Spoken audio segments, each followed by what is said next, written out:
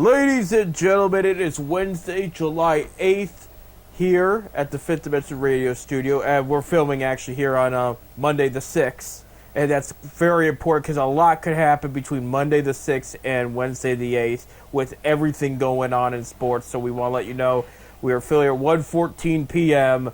on Monday the 6th, so if we're a little bit behind on certain news that's already come out, because it will happen, that is why. So, but right now, as this is being broadcasted, it is Wednesday the 8th, 7:30 p.m. Eastern Time on Fifth Dimension Radio in Cuyahoga Falls, Ohio. I'm Seth. I'm Bob. And this is 10 Cent Beer at the official sports show of Fifth Dimension Radio and WAOH-TV. And we will have an update for you soon. But speaking of Fifth Dimension Radio, new website is almost finished. And we will have that there. Well, it's up right now, but of course there's going to be a lot more stuff added to it. Right. So, but you can go to it, and it's Fifth Dimension Radio. It's 5dradio.net. Much easier to remember than our old one format there, which we had no choice at the time, just given the copyright and everything that was going on at the, but I just want to let you guys know that's a big deal because on that new webpage will be the 10 Cent Beer Night shows past and present, and then you're going to have the old football and basketball games too, for this coming season here. And in case you missed it, our football season got announced, didn't it, Bob? Yeah, got announced. I have to look it up, but I know the first game is August 21st. We're at Norton, Akron Garfield, and then the Norton Panthers. So. Yeah, there you go. Akron Garfield, alum of, alma mater, of Beanie Wells, former Ohio State Buckeye, and Arizona Cardinals. Well, another old alumnus from Akron Garfield is Larry Poole. Yeah. Played for the Browns. Yeah, absolutely. So some good history there. So that's going to be an interesting game. And that will be here before you know it because I always tell people after Independence Day, the summer's pretty much gone because it's going to fly by. Your local store outlets, the smaller ones from Dollar General to Walgreens to your big ones to Target, have already put Halloween and back-to-school stuff up. Well, it's over. The big box store, not naming any names. Right. Christmas trees are already. I was up there yesterday. There was Christmas trees. Producer Bob can't believe it. Yeah. Yeah. I couldn't believe it myself. I go there. There's Christmas trees out there in the lawn and garden area. Yeah, the Halloween and whatnot. Some department stores. Well, it is Christmas in July. It is. Okay. Especially if you watch the Hallmark Channel. 24/7 of Christmas movies are played right now. But back to summer sports here, real quick. So you will know the result by the time we say. But while we're taping this, USA is going to play Belgium tonight, 8 p.m. on Monday here. If they win, it'll be their first time going to round of 8, where they're in the final 8 teams. So right now it's round of 16. They won last week. And they're going to have some more help because Folarin Balogun, who got a red card last week, has been reversed after President Donald Trump wanted FIFA to look at it. I heard that coming in here today. And so people are saying, well, he's got some pull, and of course Donald Trump came out and said that he just called and wanted to know about the red card. Why was he red card? I'd like to see a replay of it and stuff like that. And I guess everybody's now saying, he went in there and he pulled some strings, got this guy back into the. And what was happening, and I didn't get to see it live, but a lot of fans felt like it was an unfair call by the ref. They thought that was over-exaggerated, because I think he was arguing with him is what it was. And then he pulled the red card, which is automatic ejection for anybody that doesn't know. Yeah, I think it's a one-game suspension or whatever. Yeah, because you can get 2 yellows, which equal a red, but you don't get suspended for that, usually. And that happens a lot if you ever watched Columbus Crew in MLS soccer, it's not unheard of for somebody to get 2 yellows that turn to red and then they're out for the game. It's almost a game-to-game basis type thing. But Yeah, so he gets an automatic red card. He was supposed to be suspended a game. They looked through it and said, you know what, it was a little over exaggerated. We're gonna let him play. We're gonna waive the suspension here. So he was ejected from that game last week, but he will be able to play against Belgium. So hopefully this turns into another round for the U.S. here. I know, because we keep talking about USA hosted, but it was actually North America hosted the games because Mexico and Canada. Both Canada and Mexico have been eliminated. So U.S. is the only North America I was going to say host I seen left. Brazil get eliminated already? Let me pull that up here. Yeah, but I'd seen something the other day. Brazil, because usually Brazil's one of them. Yeah, Norway beat them. Wow. 2-1. Yep. Wow, that's weird, because usually, Brazil's one of the top soccer countries. Right. Well, where Mexico played, I'm trying to get it because I don't want to say the wrong place. But, they were in Mexico City. I guess they've technically never lost a game specific. Because, when USA plays, we're not going to say World Cup, we're just going to say in general, they play anywhere in the U.S. that's going to host them, okay? I guess specifically in that stadium, Mexico's never lost, and they finally lost, and they lost to England there. So that was that was a big deal. But you got Portugal and I'm just Spain today too. Surprised that Brazil got knocked out. They are one of the better teams there. It was Morocco knocked Canada out there. France beat Paraguay. Paraguay beat Germany. That's a surprise one too. Yeah, and that was the big. People were saying, "Well, U.S. beat up Paraguay, so what does that say about U.S. then?" So it's. I think U.S. won like 4-0. Yeah, 4-1, I think it 4-1, was. yeah. Yeah, but hopefully U.S. can pull it out today. So we're talking about them next week too, as well.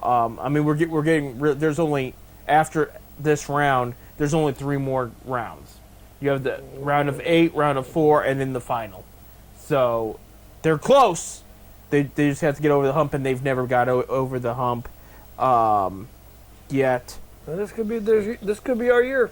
I don't think have we ever won a World Cup? No, we haven't even been past this round. Wow. This is the furthest we've ever. I know the women have.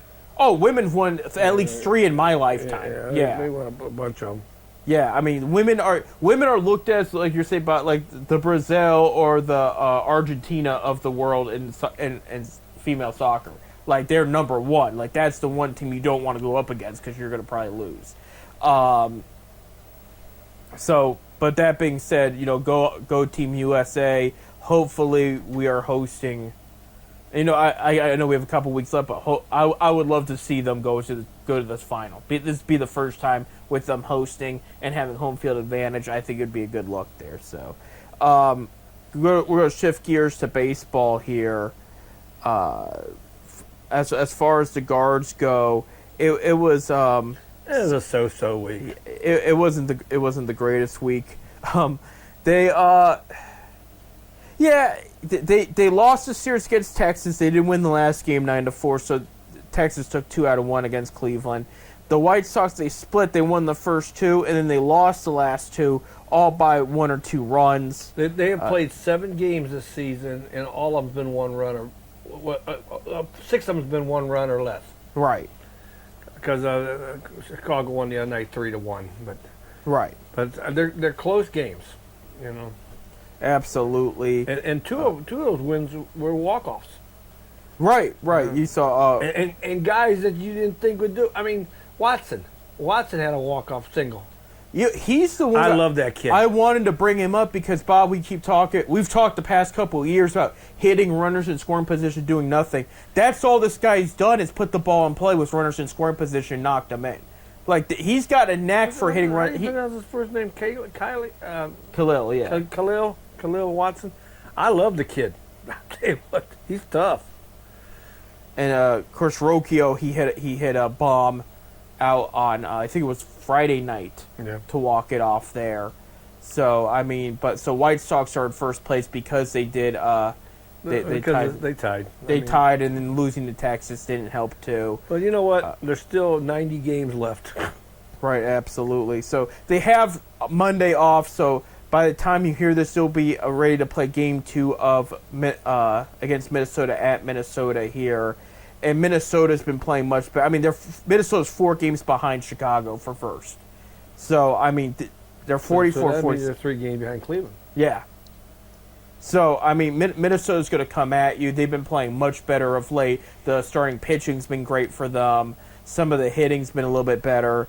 And while we're saying that, it's got interesting because Detroit had a very good week this past week. They're 7.5 games back. Kansas City Royals are ranked CBS's worst team in baseball right now in their power rankings. And I found that interesting.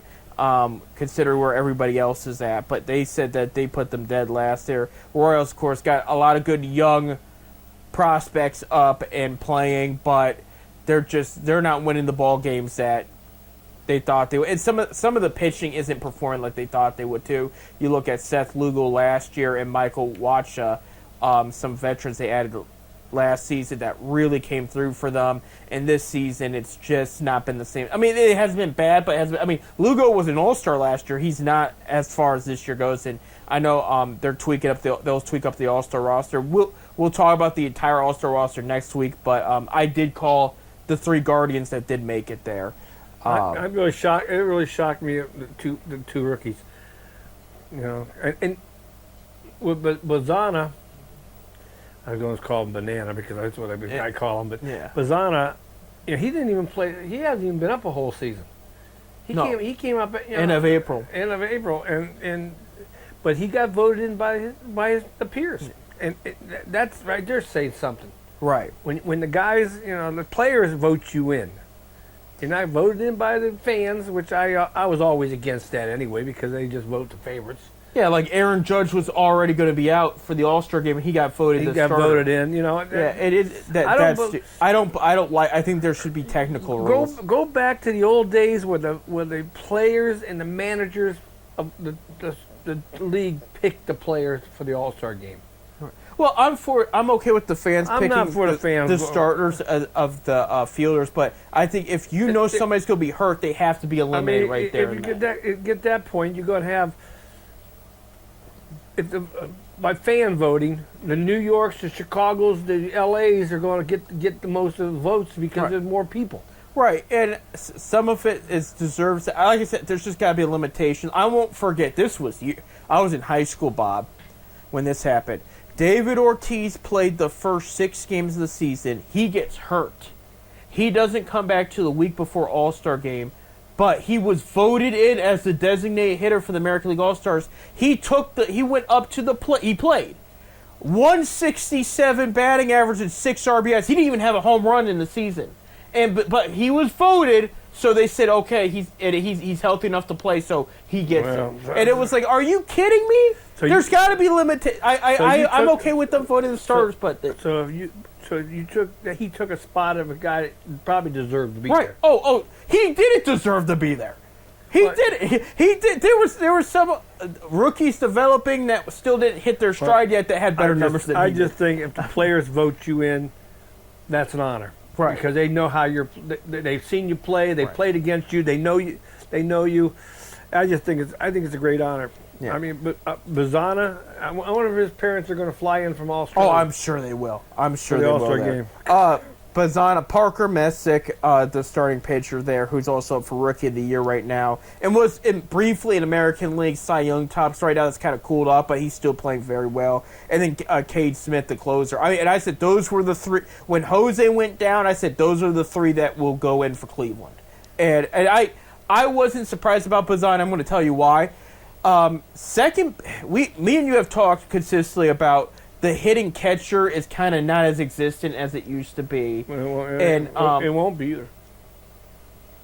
It might change. Things go in waves. Not with the 2 throws over to first now. The guy's going on a third time.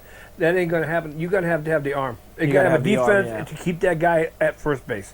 Right. I understand that. That's a good perspective there. But second base, it is hard to find the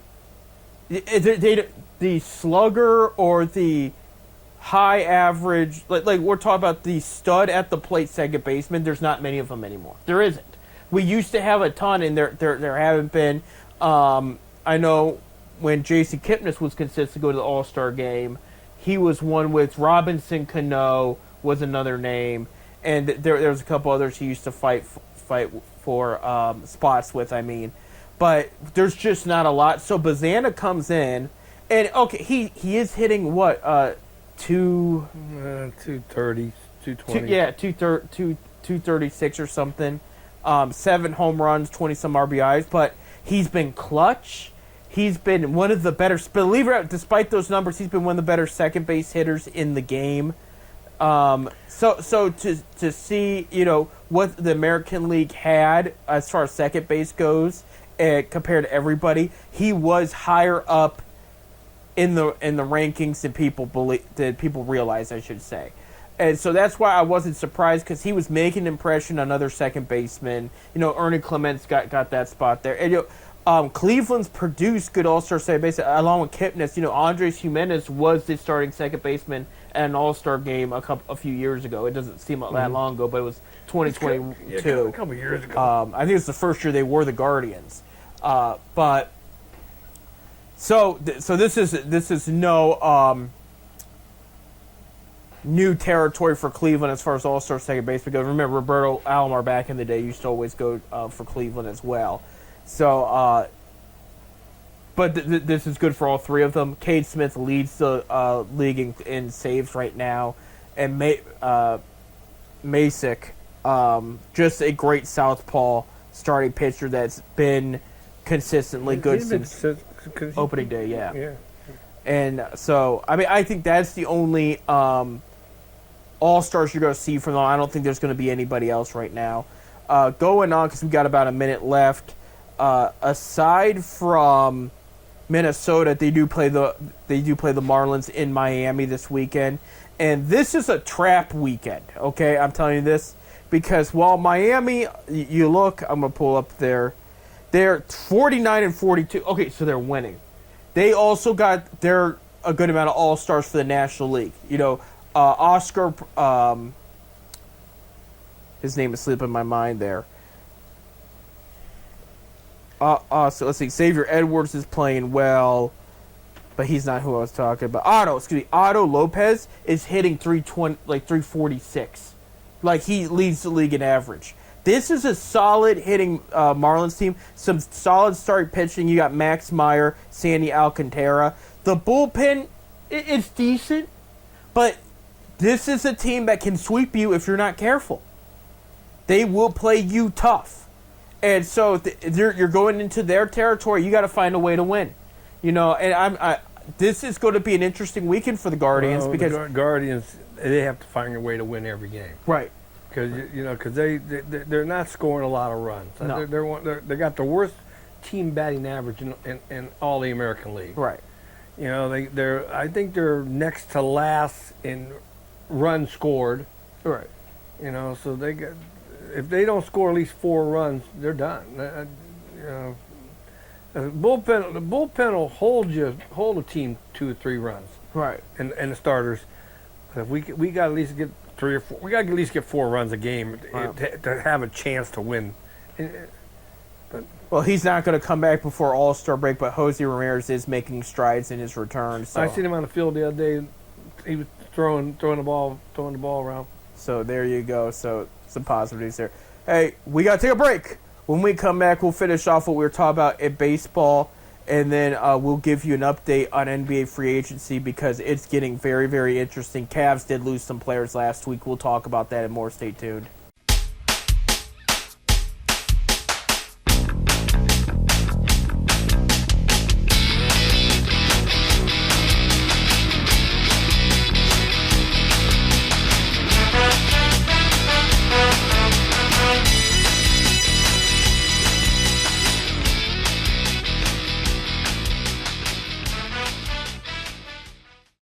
All right, welcome back to 10 Cent Beer Night here at Fifth Dimension Radio and WAOH TV. I'm Seth. I'm Bob.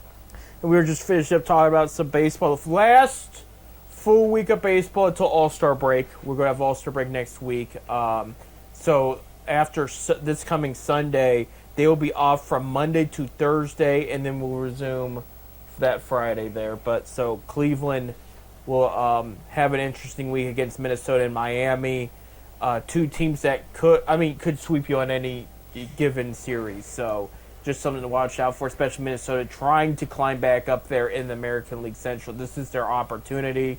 So, Cleveland's got to be on it. So hitting the runs in, hitting the baseball consistently is going to need to happen there. Well, I look for trade here pretty soon. I wouldn't be surprised, and there's people hyping up some bigger names, and you hear these fans like, well, I don't know if we should take that seriously, this and that. Here's the argument I'll make why this trade deadline could be different. Okay, one, they do have some pieces they can afford to move. Two, a salary cap is coming. It might not be next year, but it's probably by 2028. There's a high floor. Okay, Cleveland's payroll is 60-some million? It's one of the lowest. Yeah.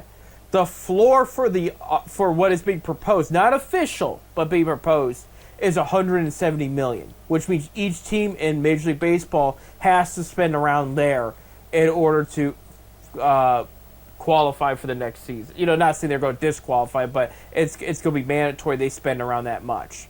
So I don't know how you can tell an owner how much to spend. I don't. I don't know the technicality, but this is what they're leaning towards, and I'm bringing it up because they might take some contracts in to just make these personal adjustments to. I don't know if I said personal adjustments, but we would have been screwed 20 years ago when John Hart signed these kids for nothing. Right. Joey Bells, the Kenny Loftons, the Alomars, he signed them for long term.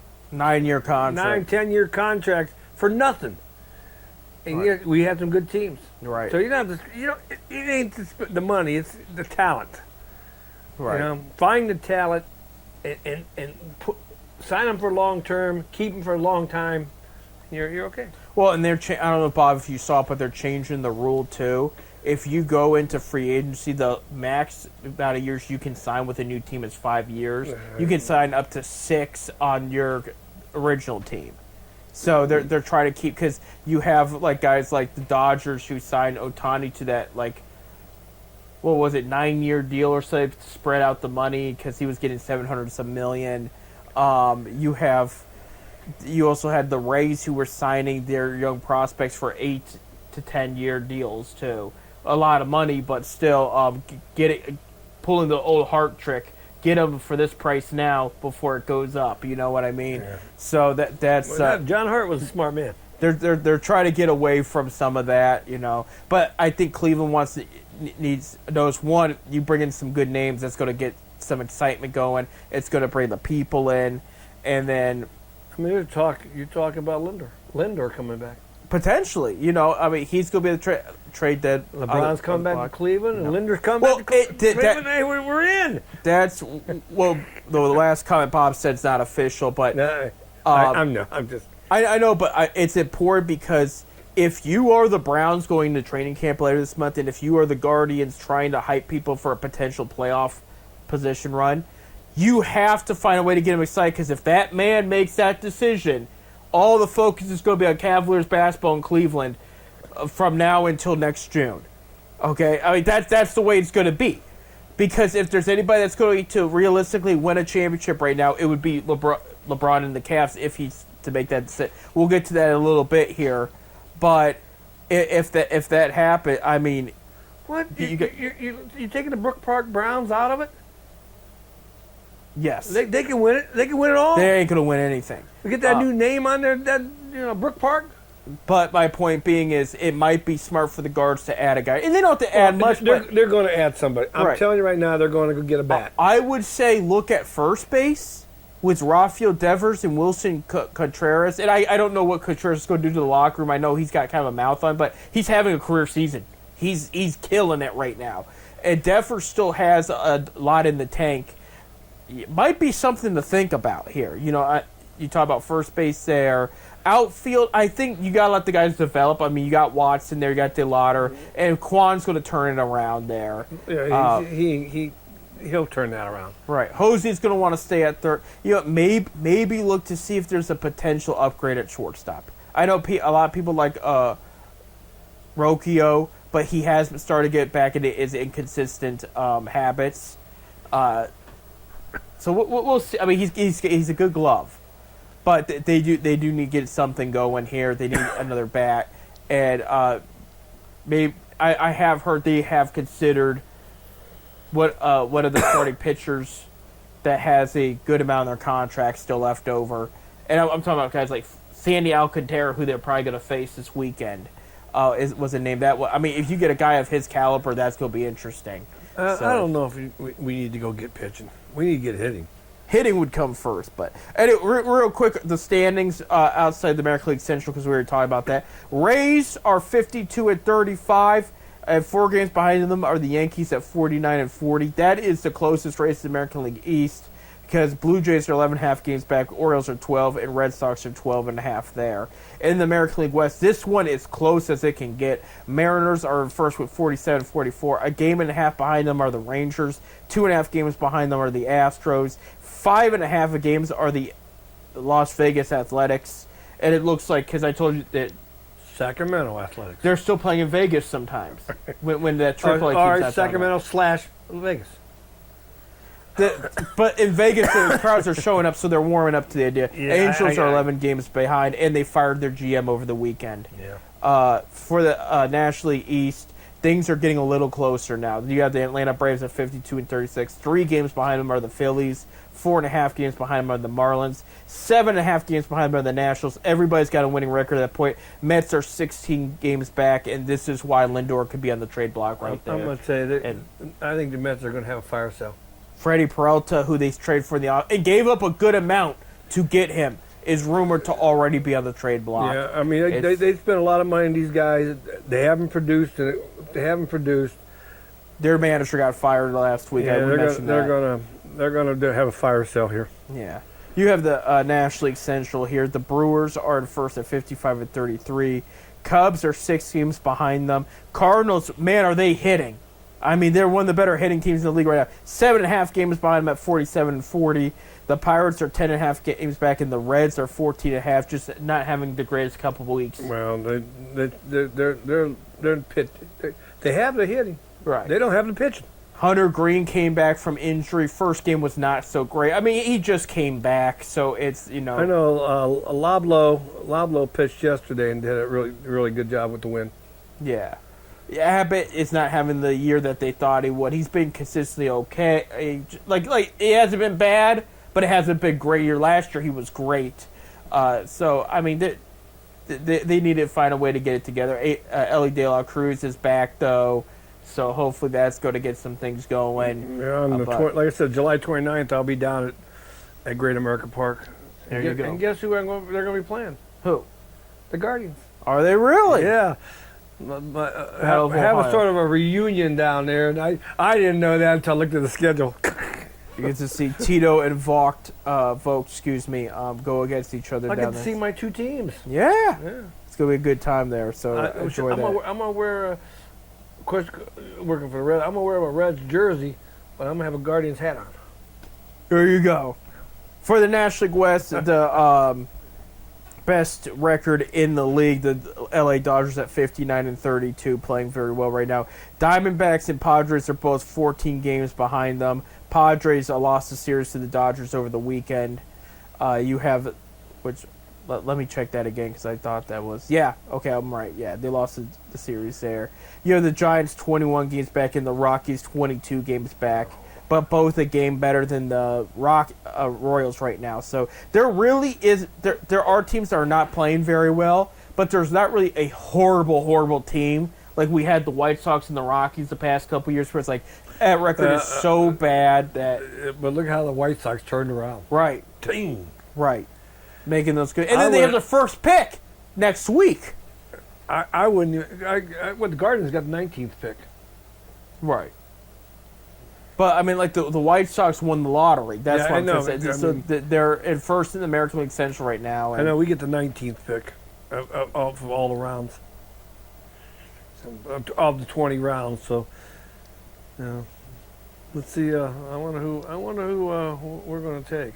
I haven't been involved. I don't even know who the Reds are going to take. I sort of retired. Right. I don't even follow it anymore. I know we don't got no pitching. We just need pitching. Ever since they did away with the Midwest Scouting Bureau, we haven't had no pitching because we nobody out there looking. right, absolutely. Hint, Cincy. They did away with us. Absolutely, there. Sorry, I'm looking, trying to get my stuff together here, because we're going to move ahead to the NBA off season here, and I it's see the summer league's going on now. it's about to, yeah. Well, I watched the game last night. L.A. and Not everybody has their rosters up, but I mean it was a summer league something. It was Los Angeles Lakers and somebody was playing. yeah, that's gonna start up here soon. For the Cavaliers, Malik Thomas, their second round pick, is going to be on the team. Ernest Udall Jr., center that used to be with Miami Hurricanes, who signed a 2-way contract with the Cavs, is going to be on the team. Familiar face. We keep talking about this kid from St. Vincent St. Mary. They did add a guy from St. Vincent St. Mary, and it was Maliki Branham, who played for Ohio State a few years ago, got drafted by the Spurs in the first round. Did not really pan out for San Antonio. Got passed around since then. He actually ended up not under contract with Cleveland, but with the Cleveland Charge at the end of last year. And so he will be on the Summer League team for the Cavs. So it's a Columbus kid, born and raised in Columbus, moved up to Akron when St. Phi recruited him, believe it or not, and brought him in. Yeah. And- Parochial schools can do that. Yeah, and then went back down to Columbus to go to Ohio State, drafted by San Antonio. So he's an Ohio kid at heart, and so now he'll be with the Cavaliers Summer League team, and looking forward to that. Not all the Summer League rosters have been made yet, so I'm still watching to see if anybody gets picked up there. But speaking of 2-way contracts in Summer League, Minnesota Timberwolves renewed the contract for Enrique Freeman. Akron And- boy. Yep. Go Cleveland, Ohio boy. At University of Akron. Akron. Yep. So he'll be in the Summer League. He'll be back on their G League team next year. Again, 2-way contract, so if they need to call him up, they can. But the good news is Minnesota believes in him. They want to retain him, so he's sticking around there. So I was kind of watching that because it's like, well, if they cut him, maybe we make him, But they decided to resign him. So good for. I mean, he's in a program that believes in him, trusts him, and likes what they just want to continue to develop him. Averaged 16 points, 8 rebounds in the G League last year. So I mean, he played well. Yeah, he overall really did. So that's something to watch out for. So what we know regarding the LeBron James saga is Well, it's supposed to be 6 teams. There's supposed to be 6 teams. I read somewhere there's 6 teams. about half the league talked to it. This is just to break that a bit. Rumor has it it's between the Cavs and the Warriors. Now I don't know why I don't know why he'd want to go to Warriors. I mean, They're not in that position to win it all. And they're not going to get a trade for Anthony Davis like they want. The Wizards already said he's not for sale. And on top of that, everybody's older too now. I didn't realize, but Steph is his age. He's 39. He'll be 40 later. Yeah, I think he's a year younger. He's a year younger than LeBron. He's a couple of years, but he is 39 currently. 'Cause he was born in the same hospital. Yeah, same hospital. But LeBron came out of high school. Steph was took a couple years in. Almost said Dayton. That's not right. Davidson. He went to Davidson College. University of Davidson. Yeah. I keep thinking Dayton. I don't. With him, I always do that. I don't know why, but it is what it is. So, but supposedly Vegas and all the betting, because you could bet on everything, but you could bet where people want to go. Now they're saying some of the sources are saying 61% chance now with the Cavs, and it was coming out this morning. Brian Windhorst, former Beacon Journal writer, with ESPN. Yeah, he's now with ESPN.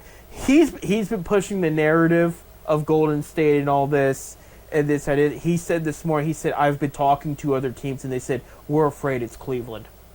And they said afraid. They're actually scared of the, because, I mean, they know what it's going to look like. He's coming to Cleveland. He's making a drama like he does all the time when he does the other things. He's coming to Cleveland. Well, and you look at what the Cavs do, because people are going like, what are they doing? This is so stupid. First of all, LeBron or not, you let Kobe Altman cook. We've gone this far with him. He's been a great GM. Has every move been great? No, but most of them have. You let the guy do his work, okay? The free agency started. The first free agent in legal time, because there was prior negotiations and whatnot. The first free agent that was signed a minute into free agency, Dean Wade goes to the 76ers. You're wearing your Canton Charge jersey. That's why. I'm thinking of Dean. I'm a root for him. Right. Former Cavaliers GM went to become president of operations at the Philly, so he went and grabbed this guy almost $10 million a year. And I was shocked by that. Really? I was. He's worth every penny of it. Yeah. The greatest G League story for the Cavs and one of the greatest in the league. The development, undrafted free agent turned into somebody that regularly started too. So I do wish him well. Don't get me wrong. Keon Ellis then was one of the first after Dean Wade to sign. He went to the Nets for on a 2-year contract. Well, he went somewhere that's going to play him. That was the big deal to him. Yeah, I'm gonna miss Dean Wade. Yeah, absolutely. I watched that kid grow up. From the time he started in camp, right. I watched him grow up all the way up. Right, I'm trying to pull up here. Because Cavs re-signed one of their centers here right before the free agency opened up, and I can't, because his name is slipping my mind. Other deals that were made, Ja Morant traded to the Portland Blazers, and that one surprised me. They didn't get a ton in return. And the other one, Jaylen Brown getting traded to the 76ers. And what they got, Paul George and picks, I didn't understand what was the rush to get him out of Boston. There's got to be a story there we don't know about. But now the 76ers are slowly turning into a bigger East threat because of that trade. So I'll give Philly the benefit of the doubt. I mean, they've made some good moves to make their team that much better there. Let me see here. We're about out of time. I'm gonna read these off. I'm gonna get this together here, but we will talk about the latest with LeBron James, how it's going to impact everything. We're looking for, because it's feeling more like 2014 at this point, and everybody around here loved that. We'll talk about that more. Stay tuned.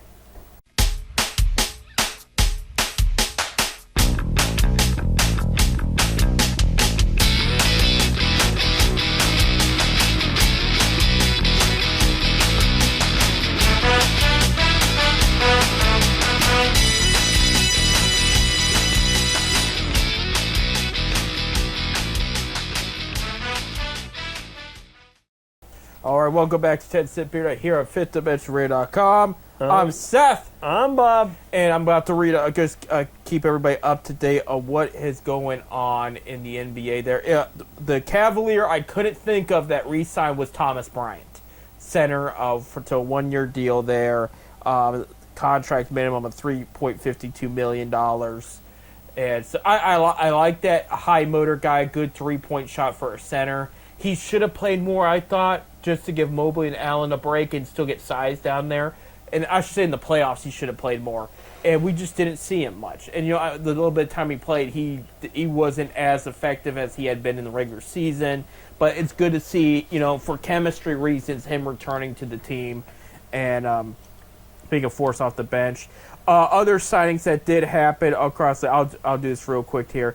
Colin Gillespie of the point guard of the Suns, backup point guard, signed a 4-year deal. They also signed Jordan Goodwin to a 3-year deal there. Trae Young of the Wizards signed his max contract to a 4-year, $212.8 million deal. Mohamed Diawara signed a 4-year deal with the Knicks there. Ayo Dosunmu of the Timberwolves signed a max contract there. Austin Reeves signed a 4-year max deal with the Lakers to stay down there. This one's interesting. Al Horford signed a 2-year deal with the Golden State Warriors. This means there will be, for one of the first times in NBA history, I don't know if it's the first, he is 40 years old. Him and wherever LeBron goes they both would be like two 40-year-olds playing significant amount of playing time at the same time in the NBA. I don't know if that's ever happened before. And I mean, Horford's going to he might not start some games, but he will get playing time for sure. Kobe White signs a 3-year extension with the Hornets there. Mark Williams signed a 3-year extension with the Suns. Jose Alfaro signed a 3-year extension with the Knicks. Isaiah Hartenstein signed a 3-year extension with the Thunder. So a lot of extensions here. Ron Harper Jr. signed a 3-year deal with Boston. Landry Shamet is going to stay in New York on a 4-year deal. Joseph Nurkic signed a 2-year extension there with the Utah Jazz. Kevin Huerter signed a 3-year deal with the Detroit Pistons. Harrison Barnes signed an additional 1-year deal to stay with the Spurs there. Jock Landale will stay with the Hawks on a 1-year deal. The rumor has it Cavs were looking into him, but it was just probably why they re-signed Bryant when they did, because they're like, we're not going to be able to touch him out of their free agents. So we might as well get our guy, especially at the price he's at. Precious Okoye to stay 2 more years for the Sacramento Kings. Ousmane Dieng to leave, I believe it was the Thunder, for the Milwaukee Bucks. He signed a 3-year deal there. DeAndre Jordan returning to the Pelicans on a 1-year deal there. Tim Hardaway Jr. is going to sign a 1-year deal with the Miami Heat. I mentioned Keon Ellis leaving the Cavs for the Nets. Luke Kennard leaving the Lakers on a 2-year deal for the Phoenix Suns. Bogdan Bogdanovic, the sharpshooter, is going to sign a 1-year deal with the Rockets. Marcus Smart leaving the Lakers for a 2-year deal with the Rockets. This one is going to affect the Cavs. This is a player I think very highly of. Well respected. John Collins, forward, is going to leave the Jazz and accepted a 3-year deal with the Detroit Pistons. And he is a tough player. And he didn't pan out in Utah, but he's going to play better in Detroit there. Norman Powell, the sharpshooter for the Heat, is leaving the Heat on a 2-year contract with the Chicago Bulls. Mike Conley, former Ohio State Buckeye, is going to be one of the few players to have 20 years under his belt. And he is going to go to the Boston Celtics there. I mean, there's not been I think one of 14, including Al Horford and LeBron James there. Nikolai Vucevic is returning to the Magic on a veteran minimum contract. That one surprised me. Mortis Wagner leaves the Magic for the Nets on a 2-year deal there. 20 years, huh? Yeah, for Conley. LeBron been playing for 20 years? It'll be 24. Yeah. It just seems like yesterday. I know. Mitchell Robinson leaves the Knicks for a 3-year deal with the Boston Celtics there. Colin Sexton and Quentin Grimes and Sandro. I'm not even. I always like Sexton. Mamukila Lashvili. He played against the Cavs in the playoffs. I'm glad you're saying these names because I can never pronounce. But those 3 players signed Saturday, July 4th. It may have been July 3rd. Well, if they signed the 4th, they got some fireworks. Look at the money they made. Right. Yeah, because LeBron left. Yeah. And this is the second time in Colin Sexton's career he's joined a team after LeBron left. He joined the Cavs, drafted in 2018. Those 3 guys joined the Lakers. There was a 4th guy. We'll get to that in a sec there. DeAnthony Melton staying on the Warriors on a 2-year deal there. Jonathan Isaac was waived by the Magic but returning on a 1-year deal. Kelly Oubre Jr. leaving the Sixers to the Pacers. That's going to make an impact there. Jackson Hayes leaving the Lakers for a 2-year deal with the Utah Jazz. Tobias Harris, who Collins replaced, leaves the Pistons for the Spurs. Marvin Bagley Jr. Bagley III, leaves the Wizards for the Nuggets. Kyle Anderson joins the Raptors. Terry Easton signs an extension with the Rockets. I'm just reading off this. All right, is there any free agents left? Oh, yeah, there's plenty. Andre Drummond, former Cleveland Cavalier, is joining the Knicks on a one-year deal. And we mentioned Dean Wade went to the Sixers. Anfernee Simons signed a 2-year deal with the Sixers. I like him a lot. I think that's an underrated pickup. Today, Rui Hachimura has just left for the other LA team. He went from the Lakers to the Clippers there. So that's your free agents there. Wow. Going to the trades real quick. Of course, we talked about a bit ago, not today, but Giannis trade that happened. He goes to the Heat there. Aaron Wiggins goes from the Thunder to the Atlanta Hawks. That was big. Washington Wizards trade Jaden Hardy in the second-round picks for DeAndre Ayton, former now Lakers center, who lost his job, to Walker Kessler, who they traded. Who the Jazz surprised? Well, Jazz and Kessler were on the outs. They traded Kessler to Los Angeles for a 2028 first-round pick swap, 2030 pick swap, and 2031 and 33 first-round picks. So they traded a lot for him and then signed Kessler to a 4-year extension there. The other big trade that happened outside, we did mention Jaylen Brown in the last segment going to the 76ers.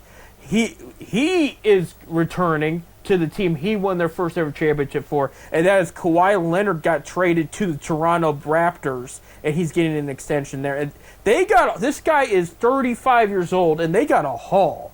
The Clippers did. Brandon Ingram, Grady Dick, a 2027 first-round swap, 2031 pick, 2033 first-round pick, and 2030 and 33 second-round pick. That's a lot for a 35-year-old. So, but they got back the guy that took them to the finals. So, Kawhi Leonard is back in Toronto. So, watch out, because that's going to definitely affect it. And I mentioned Ja Morant trade. Morant traded to Portland for Jeremy Grant and Chris Murray. The Hornets made a trade with the Suns, trading away Miles Bridges, a 2029 first-round pick, which will be between Cleveland, Minnesota, and Utah, top 5 protected, and 2027 second-round pick. And then Hornets got back Grayson Allen and Royce O'Neal, and a 2033 first-round pick there. But that trade's going to be interesting as it impacts the teams there. Naz Reid LaMelo Ball got traded to the Timberwolves, and along with Josh Green, a 2028 pick.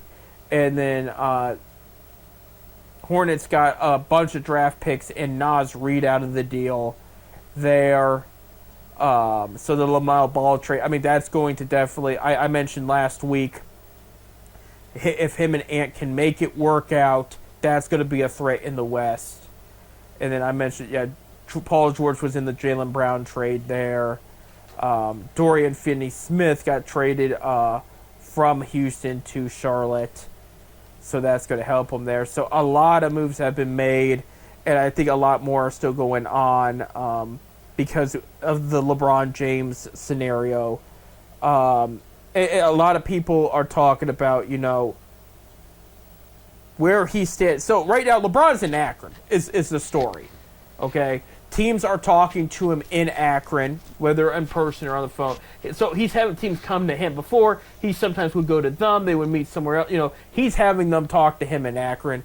Over the weekend, it's kind of a little bit over-exaggerated, but he was out partying at the 330 spot for Tangiers that, by the way, he owns. And he did some karaoke, and they said he was hanging out with the current Cleveland Cavaliers assistant GM Brandon Weems. But Weems, they were also with all the St. Fee. They played together at St. Fee. Yeah, so this is not the first time they've hung out. They're best of friends, like Rich Paul had said. Rich Paul did a whole video breakdown of where LeBron's head's at, which surprised me a bit. He spilled all the beans. And then he took a shot. Well, he said the Cavs are, very favorable right now. He took a shot at them, too, because Rich Paul represents Darius Garland, and he wanted Garland to stay in Cleveland. So he made the comment about LeBron loves Garland like he loves Tyrese Maxey of the 76ers. So he said James Harden being there instead kind of affects the Cavs. But what were the Cavs supposed to do? They couldn't just bank on LeBron coming back, and they needed to make a move. So, and I do think Harden would work out very well with LeBron there. And Garland needed a new start, so it was Rich Paul being Rich Paul at the end of the day. But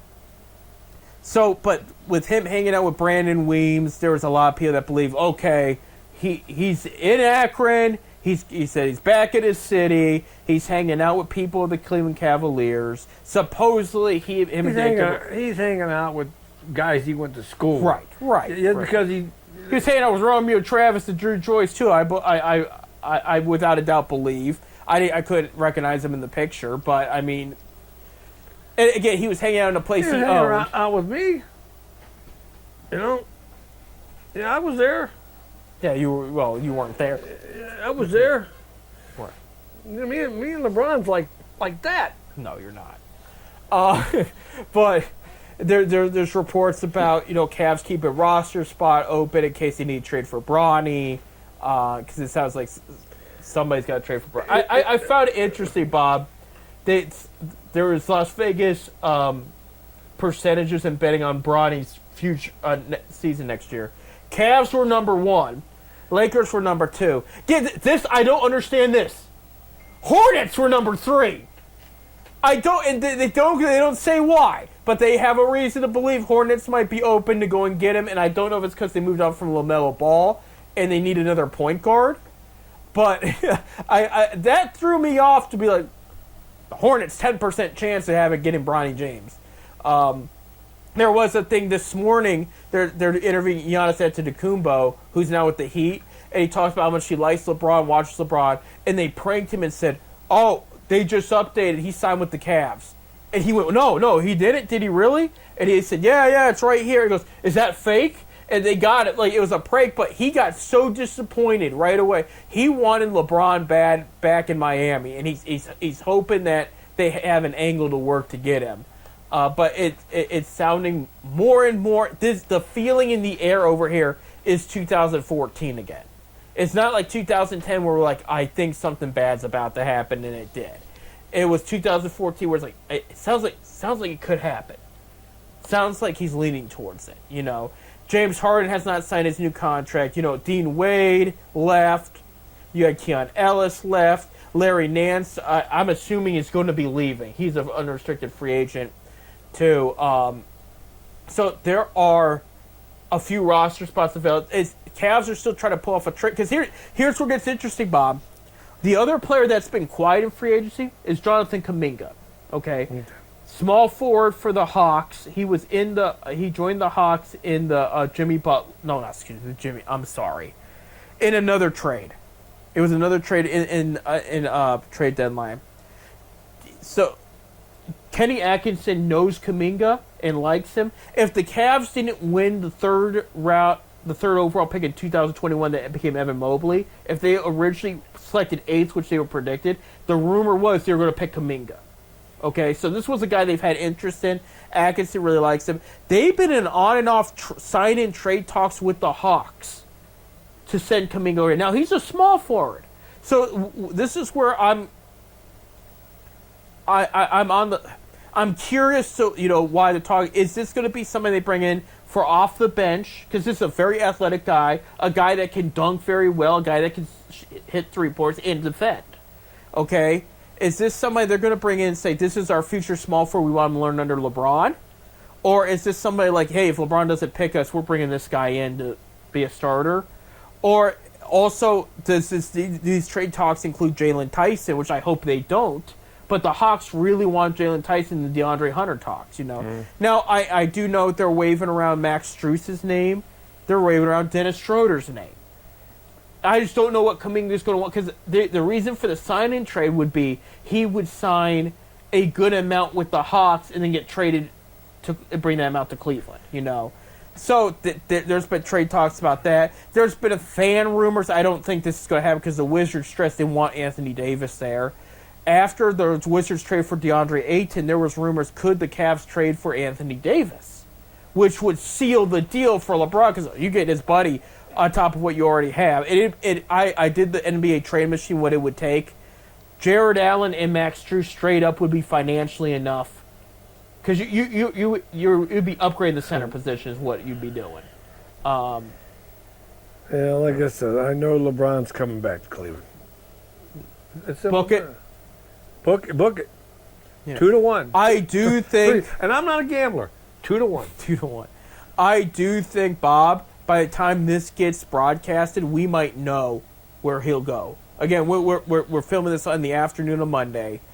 And if not, it will be by Friday. I want to know if he's going to do the decision on television like he did. I think if he comes back to Cleveland, he's going to do a write-up again. No, I think he needs to go television like he did the first time he left.